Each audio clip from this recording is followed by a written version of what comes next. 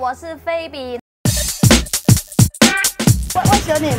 My name is Phoebe. Phoebe 加油 ！Phoebe 加油 ！Phoebe 加油！今天来到了这个巴生，跟大家介绍以及传承分享的呢，就是福建永春的这个传统糕点。这个做咩做这个白糖的瓦果啊，演清粉嘞？应该做发酵膜啊。我觉得一般上大家都是在外面买，自己做的话呢，感觉很好啊，而且做法非常的简单，你可能没有办法想象说它的前身其实就是冷饭。哦，做咩清粉的会爱来做酵母嘞？伊参油饼嘛，蒸成酵母嘛。哦，但是别款袂使啦。冷饭怎么会变成这样子呢？换啦，几两啊？千万袂海讲。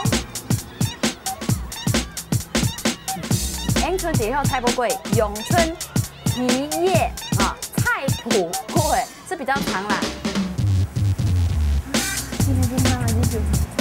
哎，它主要你看它的外面是不是色素哦？这是用那个最天然的这个皮叶做成的，而且是现采现煮。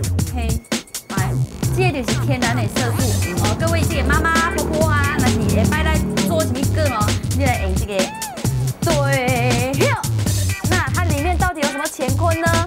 你看，噔噔，它的皮薄馅多，里面呢就是有我们讲的这个菜脯啊，然后满满的这个口感，有虾米啊，有这个3层肉啊，然后不同的这个咸啊、甜啊，中国的这个菜脯都混合在一起。哦，用这个啊，用这个起个过来。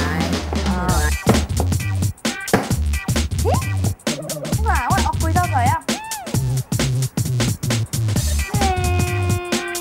我跟你说，你一咬下去那一种满足感，简直会让你觉得上天堂。哇，给我，咻！哇，哎呦，那个啊，这个是知道。